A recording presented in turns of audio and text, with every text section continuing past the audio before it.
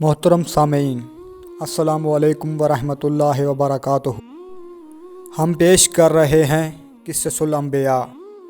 اللہ تعالیٰ نے انسانیت کو سیدھی راہ دکھانے کے لیے بہت سے نبی اور رسول صلی اللہ علیہ وآلہ وسلم بھیجے، جن کی صحیح تعداد صرف اللہ عز و جل کو ہی معلوم ہے۔ البتہ چند انبیاء علیہ السلام کا ذکر اللہ عز و جل نے قرآن مجید اور رسول اکرم صلی اللہ علیہ وآلہ وسلم نے احادیث مبارکہ میں کیا ہے۔ ان میں سب سے پہلے نبی حضرت آدم علیہ السلام ہیں۔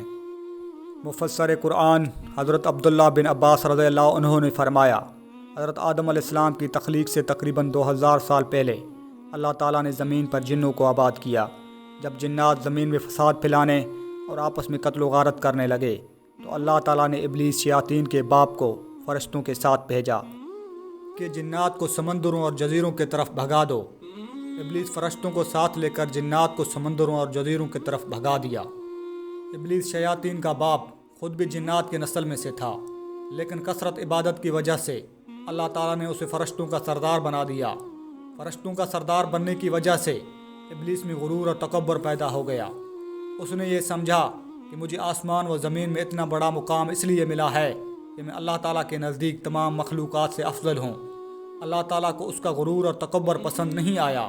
اس وقت اللہ تعالیٰ نے فرشتوں کے سامنے ایک ایسی مخلوق کو پیدا کرنے کا اظہار فرمایا جو زمین میں اللہ تعالیٰ کی قائم مقامی کرے۔ جب آپ کے رب نے فرشتوں سے کہا، میں زمین میں اپنا کوئی خلیفہ بنانے والا ہوں، فرشتے زمین میں جنات کا فساد اور خون ریزی دیکھ چکے تھے۔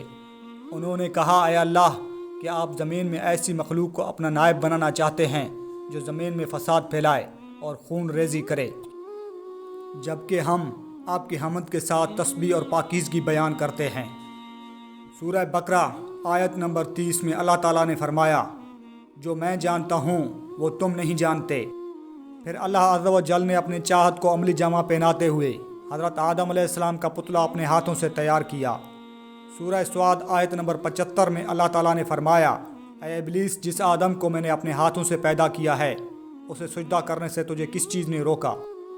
احادیث رسول اکرم صلی اللہ علیہ وآلہ وسلم، قیامت کے دن اہل ایمان جمع ہو کر آدم علیہ السلام کے پاس آئیں گے اور عرض کریں گے، آپ تمام انسانوں کے باپ ہیں۔ اللہ تعالیٰ نے آپ کو اپنے ہاتھ سے پیدا فرمایا، فرشتوں سے آپ کو سجدہ کروایا اور آپ کو چیزوں کے نام سکھائے۔ آپ اپنے رب کے سامنے ہماری سفارش کیجیے تاکہ ہمیں اس مصیبت سے نجات مل جائے۔ آپ علیہ السلام فرمائیں گے، آج اللہ تعالیٰ بہت غصے میں ہیں۔ آج سے پہلے کبھی اتنے غصے میں نہیں آئے تھے اور نہ ہی بعد میں آئیں گے۔ اللہ تعالیٰ نے مجھے درخت کے پاس جانے سے منع کیا تھا، لیکن مجھ سے غلطی ہو گئی، لہذا آپ کسی اور کے پاس چلے جاؤ۔ جمعے کا دن افضل دن ہے۔ اسی دن آدم علیہ السلام کو پیدا کیا گیا، اسی دن انہیں جنت میں داخل کیا گیا، اسی دن جنت سے نکالا گیا اور اسی دن قیامت قائم مقام ہوگی۔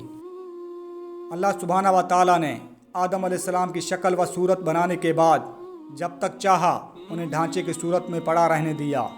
ابلیس شیاطین کا باپ آدم علیہ السلام کے پاس چکر لگاتا رہتا تھا۔ جب اس نے یہ دیکھا کہ یہ جسم اندر سے کھوکھلا ہے تو اس نے اندازہ کر لیا یہ ایسی مخلوق ہے جو اپنے نفس پر قابو نہیں رکھ سکے گی۔ اللہ سبحانہ و تعالیٰ نے آدم علیہ السلام کو پوری زمین سے جمع کی گئی مٹھی بھر خاک سے پیدا فرمایا۔ اسی وجہ سے آدم علیہ السلام کی اولاد بھی مختلف رنگوں کی مٹی کے مطابق پیدا ہوتی ہے۔ ان میں سفید، سرخ، سیاہ اور درمیانی رنگوں کے بھی ہیں۔ اسی طرح نیک اور بد، نرم خو اور سخت طبیعت اور درمیانی طبیعت والے بھی ہیں۔ اللہ تعالیٰ نے حضرت آدم علیہ السلام کو جمعے کے دن اپنے ہاتھ سے انسانی صورت میں پیدا فرمایا تاکہ ابلیس اپنی بڑائی کا دعویٰ نہ کر سکے۔ اس کے بعد کچھ مدت تک مٹی کے بنے ہوئے ایک جسم کی صورت میں پڑا رہنے دیا۔ فرشتے اور ابلیس اسے دیکھ کر خوف زدہ ہوتے۔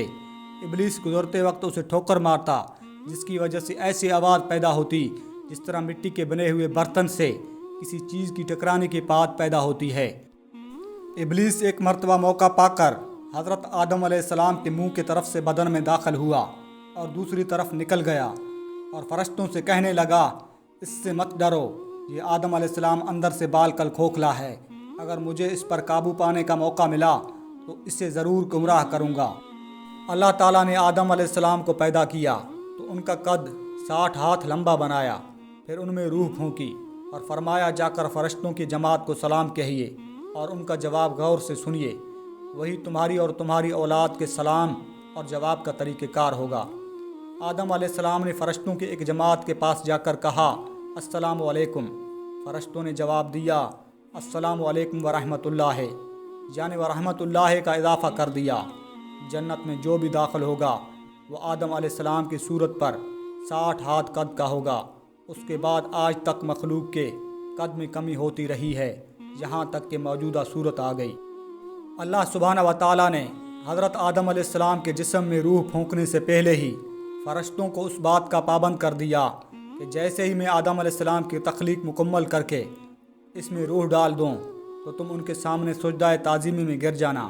جب اللہ سبحانہ و تعالیٰ نے حضرت آدم علیہ السلام کی مکمل شکل و صورت بنانے کے بعد اس میں روح ڈال دی تو فرشتے اللہ تعالیٰ کے حکم کی تعمیل کرتے ہوئے فوراً حضرت آدم علیہ السلام کے سجدے میں گر گئے۔ سورہ الحجر آیت 28 تا 30۔ اور یاد کیجئے جب آپ کے رب نے فرشتوں سے فرمایا میں انسان کو کالی سڑی ہوئی کھنکھناتی مٹی کے سوکھے گارے سے پیدا کرنے والا ہوں، لہذا جب میں اسے پورا بنا لوں اور اس میں اپنی روح پھونک دوں تو تم سب اس کے آگے سجدہ ریز ہو جانا۔ تمام فرشتوں نے سجدہ کیا۔ جب حضرت آدم علیہ السلام میں روح ڈال دی گئی تو انہیں چھینک آئی، جس پر انہوں نے الحمدللہ رب العالمین، تمام تعریفیں اللہ کے لیے جو تمام جہانوں کا رب ہے، کہا۔ اللہ تعالیٰ نے جواب میں یرحمک اللہ، اللہ آپ پر رحم کرے، فرمایا۔ حضرت آدم علیہ السلام کی عزت و تکریم کرتے ہوئے اللہ رب العزت نے انہیں اپنے مبارک ہاتھوں سے تخلیق فرمایا اور فرشتوں سے سجدہ کروا کر آپ علیہ السلام کی خوب عزت افزائی فرمائی۔ سورہ بقرہ آیت نمبر 34۔ جب ہم نے فرشتوں سے کہا آدم کو سجدہ کرو تو ابلیس شیطان کے علاوہ سب فرشتوں نے سجدہ کیا۔ اس ابلیس نے سجدہ کرنے سے انکار کر دیا اور تکبر کیا۔ جب اللہ تعالیٰ نے فرشتوں کو حکم دیا کہ حضرت آدم علیہ السلام کو سجدہ کرو تو تمام فرشتوں نے اللہ تعالیٰ کے حکم کی تعمیل میں سجدہ کیا۔ ابلیس چونکہ کثرت عبادت کی وجہ سے فرشتوں کے ساتھ رہتا تھا، لہذا اسے بھی فرشتوں کے ساتھ حضرت آدم علیہ السلام کو سجدہ کرنے کا حکم دیا گیا، مگر ابلیس حضرت آدم علیہ السلام کی عزت و فضیلت کو دیکھ کر حسد کرنے لگا اور تکبر کرتے ہوئے انہیں سجدہ کرنے سے انکار کر دیا۔ اللہ رب العزت نے اسے سجدہ نہ کرنے کی وجہ پوچھی تو اس نے جواب دیا میں آدم علیہ السلام سے بہتر ہوں۔ سورہ الاعراف آیت نمبر 12 میں اللہ تعالیٰ نے فرمایا اے ابلیس، تجھے سجدہ کرنے سے کس چیز نے روکا جبکہ میں نے تجھے حکم دیا تھا؟ اس ابلیس نے کہا میں اس آدم سے بہتر ہوں، آپ نے مجھے آگ سے پیدا کیا ہے اور اس کو مٹی سے پیدا کیا ہے۔ رسول اکرم صلی اللہ علیہ وآلہ وسلم نے فرمایا فرشتے نور سے، جن آگ کی شعلے سے، اور آدم علیہ السلام مٹی کے پیدا کیے گئے ہیں، جس کا تمہیں علم ہو چکا ہے۔ جب ابلیس نے اللہ تعالیٰ کی نافرمانی کرتے ہوئے حضرت آدم علیہ السلام کو سجدہ کرنے سے انکار کر دیا تو اللہ رب العزت نے اس کا مقام و مرتبہ چھین کر قیامت تک کے لیے اسے ملعون و مردود قرار دے کر جنت سے نکل جانے کا حکم دے دیا۔ اللہ تعالیٰ نے آدم علیہ السلام کو تمام اشیاء کے نام سکھا دیے، پھر ان چیزوں کو فرشتوں کے سامنے پیش کیا اور فرمایا کہ مجھے ان چیزوں کے نام بتاؤ اگر تم سچے ہو۔ تو ان سب نے کہا اے اللہ، آپ کی ذات ہر عیب سے پاک ہے، ہمیں تو صرف اتنا ہی علم ہے جتنا آپ نے ہمیں سکھایا ہے، بے شک آپ کامل علم رکھنے حکمت والے ہیں۔ اللہ تعالیٰ نے فرمایا اے آدم، انہی فرشتوں کو ان چیزوں کے نام بتاؤ۔ جب انہوں نے آدم علیہ السلام کو ان چیزوں کے نام بتا دیے تو اللہ تعالیٰ نے فرمایا کیا میں نے تم سے نہیں کہا تھا کہ میں ہی زمین و آسمان کا غیبی چھپی ہوئی باتیں جانتا ہوں، اور میں جانتا ہوں جو کچھ تم ظاہر کر رہے ہو اور جو کچھ چھپا رہے ہو۔ حضرت حوا علیہ السلام کی پیدائش سے پہلے حضرت آدم علیہ السلام اکیلے تھے، ان کا کوئی ہم جنس نہیں تھا۔ اللہ سبحانہ و تعالیٰ نے ان کی دلجوئی اور تسکین کے لیے انہی کے جسم میں سے بائیں کی طرف چھوٹی پسلی سے حضرت حوا علیہ السلام کو پیدا فرمایا اور ان کی بیوی بنا کر انہیں جنت میں رہنے کا حکم دیا۔ احادیث رسول اکرم صلی اللہ علیہ وسلم عورتوں سے حسن سلوک سے پیش آؤ کیونکہ وہ ٹیڑھی پسلی سے پیدا کی گئی ہے، اگر تم اس پسلی کو سیدھا کرنا چاہو گے تو اسے توڑ بیٹھو گے۔ حضرت آدم علیہ السلام سو رہے تھے۔ اللہ عز و جل نے اسی حالت میں ان کے بائیں طرف چھوٹی پسلی سے حضرت حوا علیہ السلام کو پیدا فرمایا۔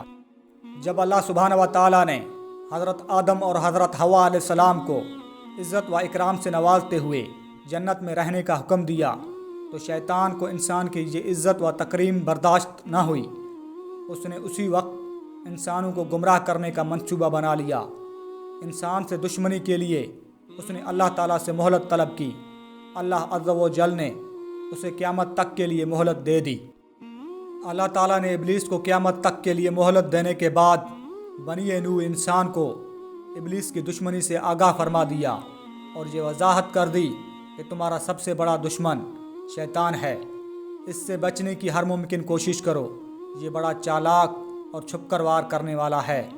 تم اسے اور اس کے چیلوں کو نہیں دیکھ سکتے، لیکن وہ تمہیں دیکھ رہا ہوتا ہے۔ اسی نے تمہارے ماں باپ کو دھوکہ دے کر جنت کی آرام دہ زندگی سے محروم کروا دیا تھا۔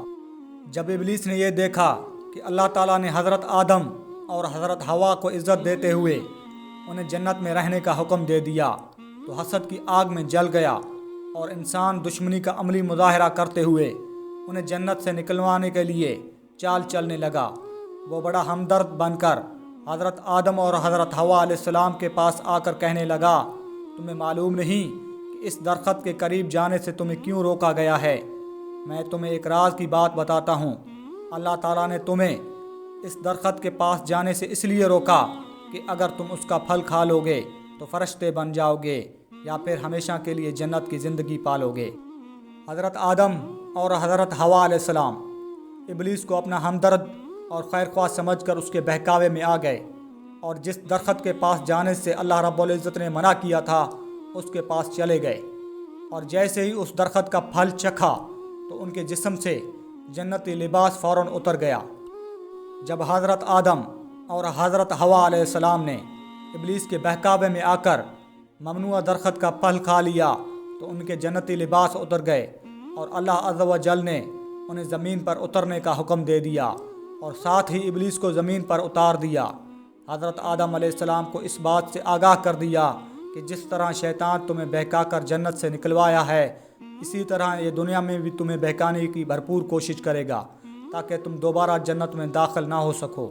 لہذا اپنے آپ کو اس کی چال سے بچانے کی بھرپور کوشش کرو۔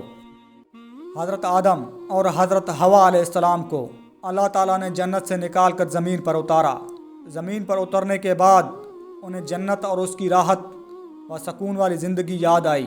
انہیں اپنی غلطی کا احساس ہوا تو فوراً اللہ سبحانہ و تعالیٰ کے حضور توبہ کرنے لگے، اور توبہ کے کلمات بھی اللہ عز و جل نے انہیں سکھا دیے تھے۔ سورہ بقرہ آیت نمبر 37۔ پھر آدم علیہ السلام نے اپنے رب سے چند کلمات سیکھ لیے تو اللہ تعالیٰ نے ان کے توبہ قبول فرمائی۔ بے شک وہی توبہ قبول کرنے والا ہے، بے حد رحم کرنے والا ہے۔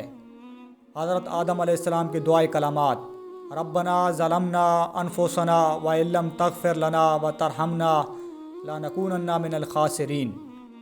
یہ دعا پڑھنے پر اللہ تعالیٰ نے آپ علیہ السلام کو معاف فرما دیا۔ اس دعا میں حضرت آدم علیہ السلام کی 5 خوبیاں ذکر ہوئیں۔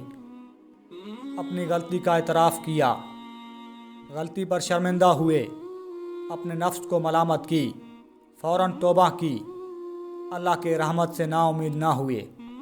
حدیث رسول اکرم صلی اللہ علیہ وآلہ وسلم: جب اللہ تعالیٰ نے آدم علیہ السلام کو پیدا فرمایا تو آپ علیہ السلام کی پشت پر ہاتھ پھیرا۔ قیامت تک پیدا ہونے والی ہر جان آپ علیہ السلام کی پشت سے ظاہر ہو گئی۔ اللہ تعالیٰ نے ہر ایک کے آنکھوں کے درمیان نور کی چمک رکھ دی۔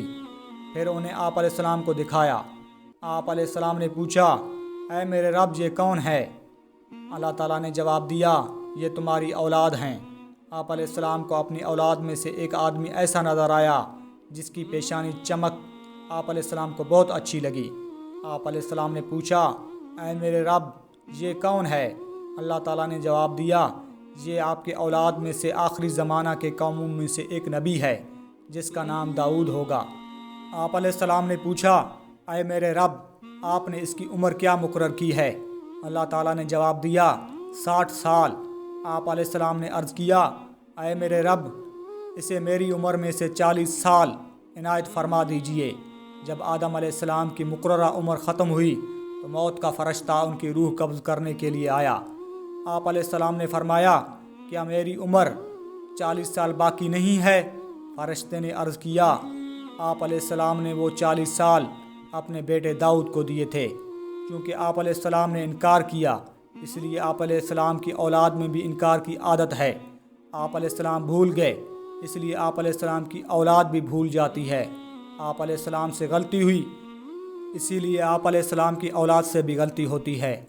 حضرت ابی بن کعب رضی اللہ عنہ فرماتے ہیں، جب حضرت آدم علیہ السلام کی وفات کا وقت قریب آیا تو انہوں نے اپنے بیٹوں سے فرمایا، اے میرے بیٹو، میرا جنت کے پھل کھانے کو جی چاہ رہا ہے۔ بیٹے پھل کی تلاش میں نکل پڑے۔ سامنے سے فرشتے آتے نظر آئے جن کے پاس حضرت آدم علیہ السلام کا کفن اور خوشبو تھی۔ فرشتوں نے پوچھا، اے آدم کے بیٹو، تمہیں کس چیز کی تلاش ہے؟ بیٹوں نے جواب دیا، ہمارے والد صاحب کی طبیعت ناساز ہے اور وہ جنت کے پھل کھانے کی خواہش رکھتے ہیں۔ فرشتوں نے کہا، تم واپس چلے جاؤ کیونکہ تمہارے والد فوت ہونے والے ہیں۔ فرشتوں نے آ کر ان کی روح قبض کی اور ان کو غسل دیا، کفن پہنایا، خوشبو لگائی اور آپ علیہ السلام کے لیے لحد بغلی قبر تیار کی۔ پھر نماز جنازہ ادا کی اور قبر میں رکھ کر اوپر سے مٹی ڈال دی۔ پھر مخاطب ہو کر کہا، اے آدم کے بیٹو، تمہارے لیے مردوں کو دفن کرنے کا یہی طریقہ ہے۔